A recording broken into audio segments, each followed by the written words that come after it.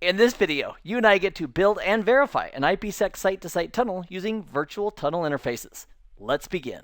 If we're going to make a cake, and make it a good cake, it's very likely we're going to have the right ingredients and we're going to follow the recipe. Well, for an IPSec site-to-site tunnel using virtual tunnel interfaces, here is the ingredients list for what we need. We need an IKE Phase 1 policy that's compatible on both routers. We need a transform set for the IKE Phase 2 policies that's compatible on both routers. And we need an IPSec profile that we can apply to a tunnel interface. Now, regarding the tunnel interface that we're going to create on both these routers, the actual number of the tunnel interface doesn't matter too much, but it's the ingredients that really do matter. We're going to specify as part of the ingredients for both tunnels that we're using IPv4 IPsec mode. We can assign a logical IP address, or we could go IP unnumbered. With IP unnumbered, we simply tell the interface that we're going to go ahead and borrow an IP address that's already on the box. So router 1 has 1.1.1.1 as a loopback. R3 has 3.3.3.3. So by using IP unnumbered, we could tell the tunnel interfaces to go ahead and borrow the current IP addresses that are assigned to each of the loopback interfaces respectively. Also on this tunnel interface, we're going to need to specify a source and destination for a site-to-site static tunnel. And then the beautiful IPsec profile that we created, we're going to want to apply to each of those tunnel interfaces. Now on top of that, we'd also very likely want to run a routing protocol like EIGRP or OSPF. In order for R1 to advertise its routes over to R3, and for R3 to dynamically advertise its routes over to R1. Let's begin on R1. Let's create a transform set. And in our example, let's name our transform set P2P-set, and we'll use for encryption AES-256. And for data integrity, we'll go ahead and use SHA. So those are the transforms for the IKE Phase 2 tunnel. Next, we're going to create an IPsec profile that says, okay, when this profile is applied to an interface, we want to use the transform set, the one we just created called P2P-set. On R1, I've already got an IKE Phase 1 policy configured, but if we want to verify what that policy is, we can do a show crypto ISACemp policy. In the IKE Phase 1 policy, we're using AES, pre-shared key for authentication, SHA, a Diffie-Hellman group of 14, and a lifetime of 86,400 seconds. So the IKE Phase 1 policy on R1 has to be compatible with the IKE Phase 1 policy on R3. Next, let's create an interface called Interface Tunnel 1. This will be our virtual tunnel interface, and we'll specify tunnel mode, IPsec, IPv4. Now for this tunnel interface, let's use IP unnumbered and say you can go ahead and borrow the IP address on loopback 0. We'll specify the source is R1's 15.0.0.1 address, which is its serial 1/0, and the destination is R3's reachable address of 35,003. And so for the tunnel source, we could either spell out serial 1/0 or 15,001. Either way would be absolutely fine. And regarding this beautiful IPsec profile, we want to apply that right here to this tunnel interface.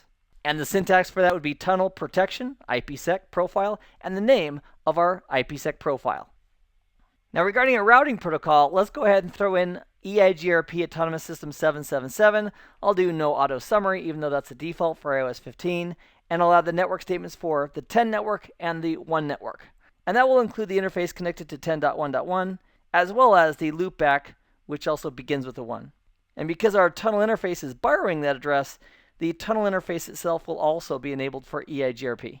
So let's make a road trip over to R3, and we'll apply a very similar configuration there.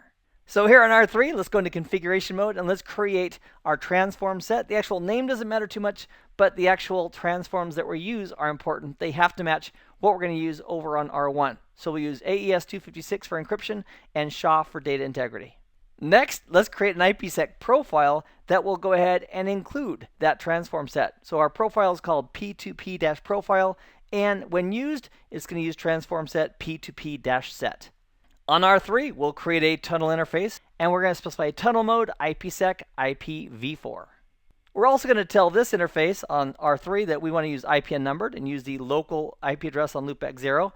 We'll specify the tunnel source is our serial 1/0 on R3, and that the destination is 15,001. That is the IP address that's reachable over at R1. And our last step for this tunnel interface would be to apply that IPsec profile that we just created. And that is a very positive sign that the tunnel came up. So now on R3, let's add on top of that the EIGRP routing protocol for Autonomous System 777. We'll include the 10 networks and the 3 networks. That will include R3's local network of 10.3.3, as well as its loopback address. And this is also a very good sign that our neighborship has just come up between R1 and R3. Now, when it comes to troubleshooting, if something doesn't go quite right, where do we look? Well, one thing we could look at is the IKE Phase 1 tunnel. Did it ever establish? We could do a show crypto ISACEMP SA, and that would show us whether or not you and I have a working IKE Phase 1 tunnel. If we're trying to build an IPSec security association and IKE Phase 1 isn't working, we're never going to get to IKE Phase 2. So this is a good first step. Another command that I enjoy is the show crypto engine connection active. That's going to give us a bird's eye view of our IKE Phase 1 and IKE Phase 2 tunnels that we have in place. So here we have our IKE Phase 1, and these top two represent the IPSec tunnel, which is two unidirectional tunnels, an outbound and an inbound security association between R1 and R3.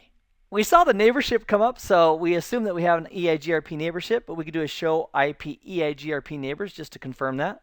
If we want to see any EIGRP learned routes, we'll do a show IP route EIGRP. So from R3's perspective, the 10.1.1 network is showing up as an EIGRP learned route. We also have learned about the loopback address of R1 because it's included in EIGRP as well. And to verify our connectivity, we could do a ping all the way over to 10.1.1.1, which is the interface address on R1 on the 10.1.1 subnet. We could source it from our 10.3.3 subnet address to verify full connectivity back and forth between R1 and R3. I have had a great time in this video. I'm so glad you joined me for it. I hope this has been informative for you, and I'd like to thank you for viewing.